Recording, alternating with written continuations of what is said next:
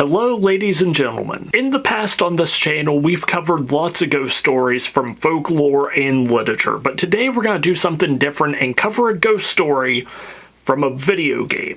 Today we are going to talk about the lore of the 10 Bells. Now I cannot give this game enough praise. It's not just amazing from a mechanical standpoint, but it's spectacular from a narrative and lore standpoint. It's one of the greatest ghost stories I've ever played through in a video game, and just in general, it's one of the better ghost stories I've ever heard or experienced. With that, I hope you stick around to learn more about the 10 Bells, and if you like stories of the weird and the supernatural, subscribe to the channel, and as always, thank you for watching. So the 10 Bells is a Spot the Anomaly game. Remember back in elementary school when you would be given the puzzles that were like spot 5 differences between these two pictures? It's like that, but in a video game. When you start the game for the first time, you enter a room with a blank painting in front of you and an empty bookshelf to your left and an empty bookshelf to your right. The only context that you're given for what is going on is a note by the picture that says, "Funeral service, venue the 10 Bells Public House. We implore you to explore the premises for any anomalies. If all is in order, please proceed to the private room. Should you encounter an anomaly, we kindly request that you turn back to progress. We look forward to honoring the life of our dear friend taken from us all too soon." And this note sets up the simple rules for the entire game. You're supposed to walk around the bar, and if you spot any anomalies, you're supposed to return the way you came. If you don't spot any, you're supposed to continue on, and because the bar is circular, it will loop you right back to the beginning. The setting of the game is a pub in London called the 10 Bells, and the game takes place in the 1800s. We are to assume that the protagonist was sent here to help set up for this funeral and make sure that nothing is out of place before the guests start arriving. And the atmosphere of this old dusty Victorian pub is made that much better by the constant rain and thunder that can be heard outside. Now when you go to the right and start to enter the bar, you will notice on the wall that there are 10 circles, just empty circles. Once you do your first lap around the bar, you will probably find nothing, and when you come back, there will be a bell in one of those circles. This simple mechanic teaches you everything you need to know about how to progress through the game. Each time you solve a room, you will either get a bell or you will lose all your bells based on if you properly guessed if the room has an anomaly or not. And through this mechanic of earning this first bell, you will learn how you will progress through the rest of the game. For each level that you get right, you will gain another bell. Miss an anomaly or retreat on a safe level, you will go back to 0 and lose all your bells. Now the rules and mechanics are super simple. All you have to do is progress through 10 levels, gain all 10 bells, and fill all the empty slots on the wall. I would describe the 10 Bells as having 4 different types of levels. The first one is control levels or just safe levels. These levels have absolutely nothing wrong with them, no anomalies. And in the hours that I have spent playing this game, I highly appreciate that 99% of the time, the first level that you enter after getting one wrong or starting a new game is a safe or control level. This gives you opportunities to take in the details and maybe see what you missed on the previous walkthrough that knocked you down to 0 bells. The next type of level is the subtle anomaly. Objects might be in different locations than they normally are, or they might be a different color, or they might be missing entirely. Now, while there's nothing scary about these anomalies, they are the hardest ones to notice, and oftentimes if you get one wrong, it will be because it was one of these subtle anomalies. And because some of these anomalies are so subtle, you'll be walking around taking in super minute details just so you don't get messed up and go back down to 0 bells. And this is where the mechanics of the game really shine. Because the last 2 anomalies is what truly makes this a horror game. The next type of anomaly I would describe as a haunt. Items will be thrown around the room or blood will start dripping from the walls. you'll be walking around taking in the most minor details. The wallpaper is green, that stool is red, the curtains are yellow, right? The curtains have always been yellow. I think the curtains have always been yellow. And then you'll look up and this thing will be staring at you. Cool, that's not supposed to be there. Better head back to the beginning. And the last kind of anomaly I would describe as chases. These aren't just jump scares, they will actively require the player to flee an enemy because if they get caught, they will go back to the beginning and lose all of their bells. Which just adds to the tension. Yeah, you have to try and take in every single minor detail, but if it's a chase, then at a second's notice, you have to turn around and make your way back to the beginning while being chased or trying to avoid other obstacles. Which brings us to the next mechanic that makes this game so great. The game does a fantastic job at letting the player know how far they've progressed into the game, towards the mark of getting the 10 bells. Each successful walkthrough will get you more bells on the wall before you enter the bar. The name of the bar will change, letting you know exactly what level you're on. The painting that was empty when you first started the game will get more and more details over time. And slowly the bookshelves will start filling up with clues. And these clues give you the narrative of why the 10 bells is haunted.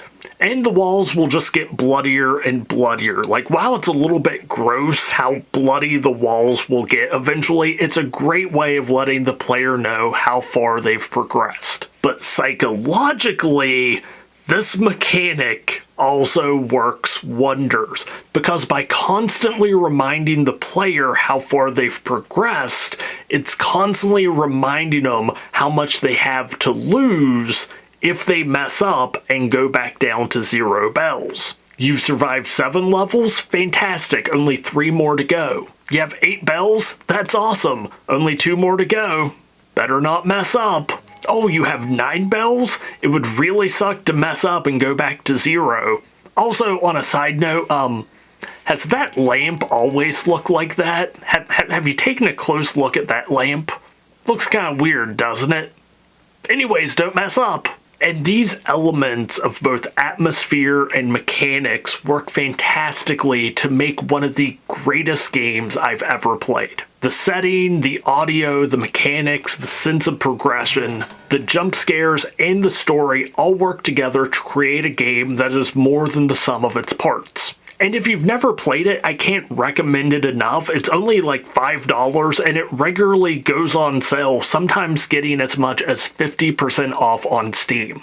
And let's be honest, this is probably one of the better things that you can get for $2.50. What do you have to lose? So definitely check out the game, support the developers if you can. But now we're going to get into the lore of the 10 bells. So it should go without saying, spoilers ahead. Like seriously, if you haven't played this game, pause the video, go buy it if you can, if you have a PC you can play it on, and play it, then come back and we'll talk about the lore of the game. The 10 Bells is based off of an actual pub located in the Whitechapel district of London. The pub dates back to the 1700s and is named after the number of bells that a local church had. The pub was originally called the 8 Bells, but then when the church got an upgrade and got 10 bells, the pub had to change their name. And the real-life bar is also linked to the history of Jack the Ripper. One of his victims apparently regularly visited the 10 Bells, while the body of another victim was found nearby. And it's said that one of the former owners haunts the apartments above the pub. The story of the game The 10 Bells has nothing to do with any of this, but I love any time a story includes real-life events and locations in it. It just adds that much more flavor to it. As you progress and clear more and more levels, you will gain more and more clues that will tell you the story surrounding the hauntings taking place at the 10 Bells. And some of the anomalies themselves will give you more context towards the story. The very first clue you will get is a hairbrush with the caption, "A hairbrush. One must look presentable to keep up appearances." Clear another level and you will get a clue that is a newspaper with the title, Mysterious sightings at the Tin Bells. Strange accounts have surfaced from the Tin Bells public house. Patrons claim to have seen a ghostly lady clad in white, who silently disturbs the company before vanishing without a trace. A pint glass was seen to move of its own accord. Many whisper of a connection to the ill-omened history that haunts these very streets. An Inspector Aberlane is said to be looking into the matter. Now, at this point, it's safe to say that something horrible has happened on the premises of the Tin Bells that are leading to these hauntings.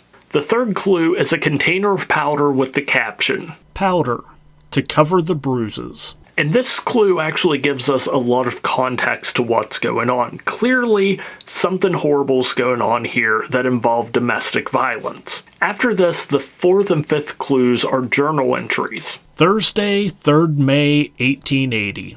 Charlie, though a cherished patron, has become enamored with my dear wife of late. This affection has grown most worrisome. Friday, 10th May, 1880. She cannot subject me to this. The shame of it is intolerable. And these clues give us the first named character, a patron of the Tin Bells, an individual named Charlie. And whoever wrote these journal entries didn't like the relationship that was going on between Charlie and their wife. And it's safe to assume that the same husband that wrote this is the one that is being abusive, giving context to the powder meant to cover up the bruises. At this point, the painting that was empty whenever we first started playing the game, now you can tell that it's the portrait of a young woman. But as more and more blood comes out of the walls, the bottom of the painting is obscured. There is some writing at the bottom of the painting that we will be able to see later, but right now it's obscured by the obsessive amounts of blood that's pouring out of the walls. And yes, it will get much worse. The sixth clue is a book titled Lady Chatterley's Lover. This is a real-life book about an upper-class woman that has an affair with a gamekeeper. After her husband, a baron, is paralyzed from the waist down during World War I. Technically, this book wasn't published until the 1930s, so it probably shouldn't be here in the 1880s, but it gives good context to what is going on in the story of the Tin Bells, so there it is. The seventh clue is a poster that has an illustration of a woman on it entitled Disappeared.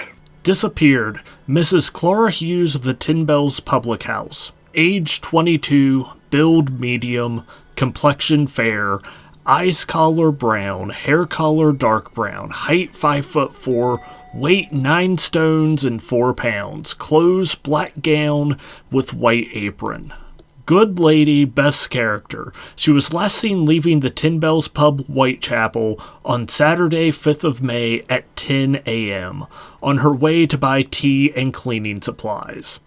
Any information concerning this lady should be communicated to Henry Moore, Superintendent of Police, Whitechapel. I just want to note here that Henry Moore was an actual detective that worked on the Jack the Ripper case. So again, like with the history of the Tin Bells Pub, I love when actual people are weaved into narratives like this. That's a fantastic detail and I really appreciate it. So from this, we know that something happened to Clara, most likely linked to her husband finding out about the relationship that she was having with Charlie. Clear another level, and the wall and the painting of Clara will be completely covered in blood, but we get another clue, this time a letter entitled, My dearest Clara, I wish to take you away this very night. I cannot bear it any longer.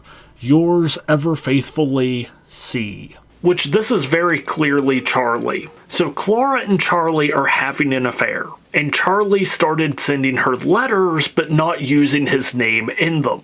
And the husband, whose name we don't know yet, already suspects something is going on between the two. So this is turning into a real scandal. And from all the hauntings and the context they give, it's easy to see where this is going. Something bad's gonna happen to Clara. Clearing another level, something interesting happens. Clara disappears from the painting in the hallway. It's not like completely obscured by blood, she just disappears from it. The next clue that we get is Clara's response to Charlie's letter. My dearest Charlie, the shame of my marriage to Arthur weighs heavily upon me, for my heart belongs solely to you. Each moment without you is a torment, as I yearn for the love we must conceal. How cruel is this fate that keeps us apart, when my soul is irrevocably yours. Yours in secret and in love, Clara. And there's a part of me that really wishes these letters were dated so that we'd be able to set up a solid timeline of when all these things take place, but they're not, which kinda sucks. Clearing another level, we will return to the hallway, and this time the painting of Clara has been replaced. This time instead of Clara, it's a screaming ghost lady. The same screaming ghost lady that we've seen at this point probably a couple different times haunting the bar. And this time we get a clue. It's a portrait of a man and a woman, but the glass is shattered over the face of the woman obscuring it. Highlighting it, we get a caption that says, Mr. Arthur Hughes and Mrs. Clara Hughes, the happy couple of the Ten Bells Public House. And it should be noted that the word happy is crossed out. Also, by this point, just the sheer amount of blood on the walls is starting to get ridiculous. Like, whenever you first start out the game, there is a little bit of blood if you go all the way to the left or right-hand corners of the wall with the painting on it, but by this point, the whole wall's completely covered, the ceiling's completely covered, and even the wall behind you has blood running down it. Like, it's a little over the top. But like I said before, it is a way of reminding the player of their progress. In a super gross way, but it still does the job. Rounding the corner, you see that all 10 bells have appeared on the wall, but now even they are covered in blood. And entering the pub, the door slams behind you, preventing you from retreating.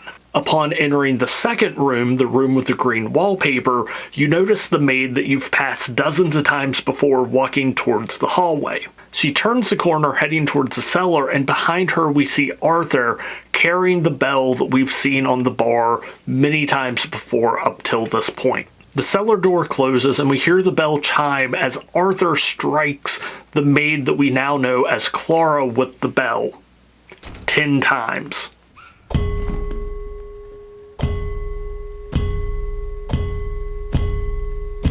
Which, like, my first time playing through the 10 bells, once I got to this point and I heard, him strike Clara with the bell the first time and then the second time, by the third time, I'm like, is he going to do it 10 times? Like, surely he's not going to do it 10 times. That's like when a protagonist in a movie says, like, the name of the movie in random dialogue.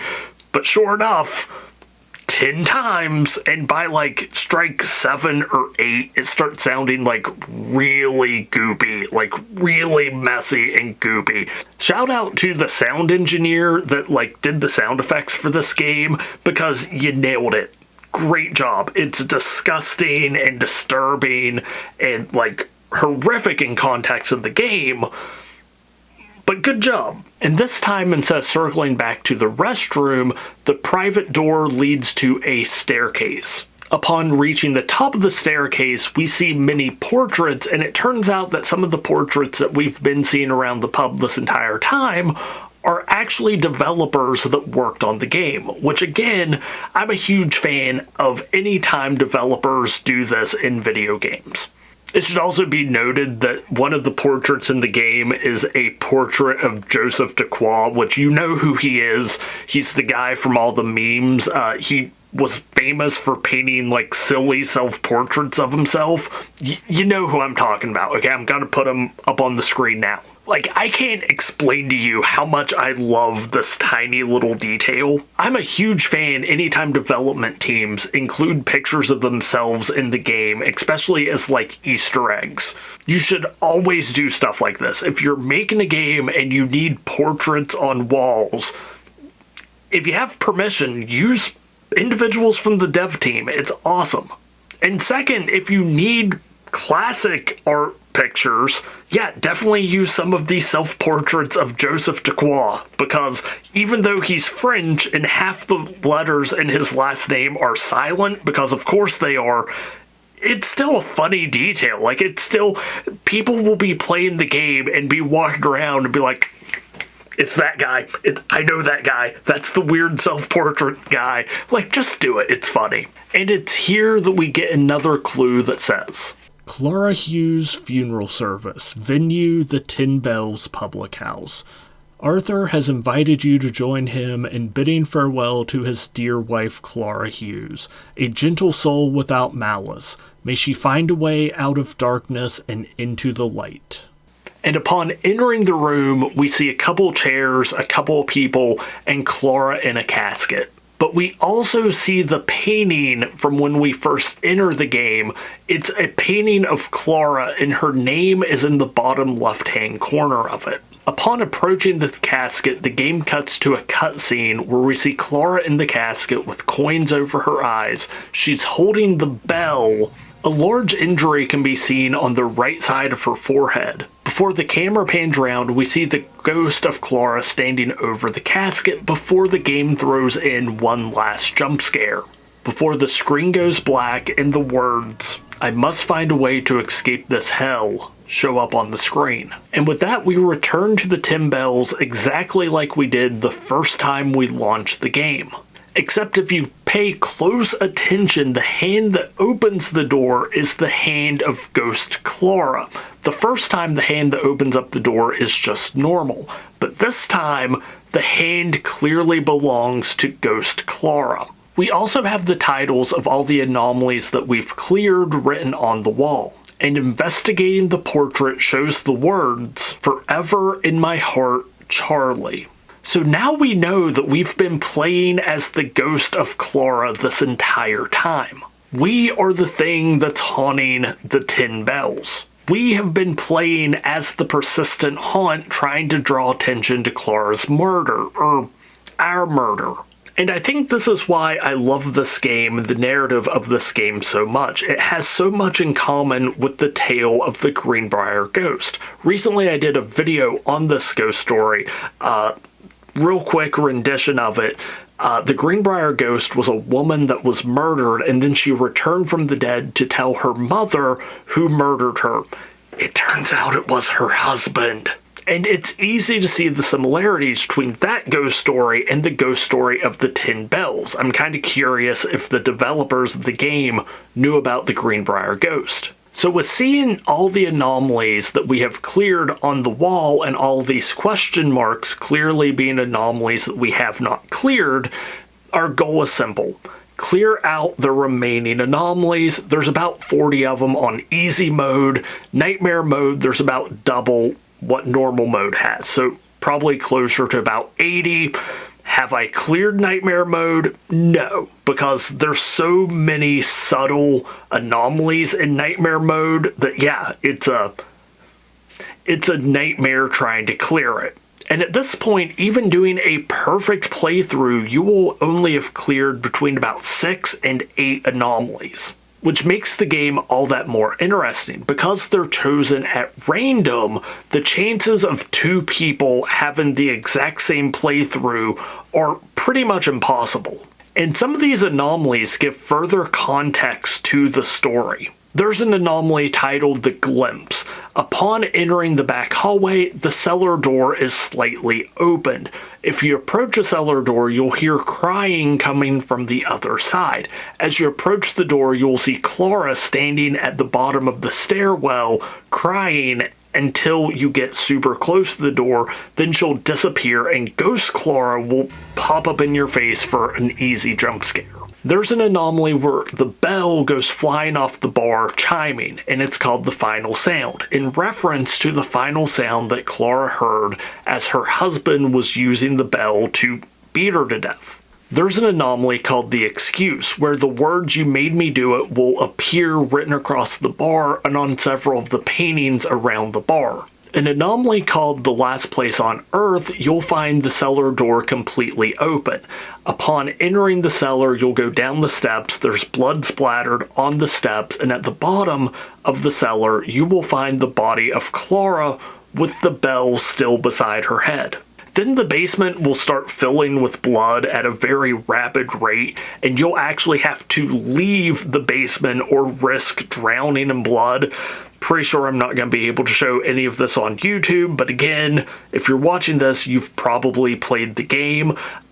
If you don't escape the basement, you will drown in blood, and the ghost of Clara will grab you and drag you down into it. And yeah, you'll go back to having 0 bells. And depending if you get any of these anomalies during your initial playthrough before the funeral, it can add a lot of context to what's going on in the game. Clearing the remaining anomalies will give you 6 more clues. The first of these clues is a newspaper stating that the body of Clara was found near the 10 Bells. The body of Clara Hughes, a well-known local of the 10 Bells, was discovered on a street corner near the 10 Bells. Authorities have yet to name a suspect, though foul play is strongly suspected.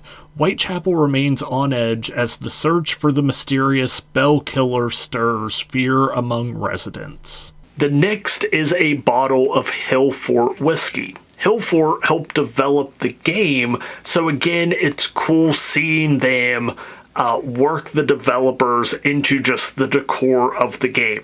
Always a great touch. And highlighting the bottle shows a caption that reads, "Drink does little to dull the mind. Each sip brings her face clearer to me, her voice distant yet sharp. But a thought came to me in my sorrow. That night Arthur wore a new apron, clean as a Sunday morning. Strange when it's always filthy by dusk from the day's work. I should have seen it then. No man changes his apron at night unless he's hiding something far worse."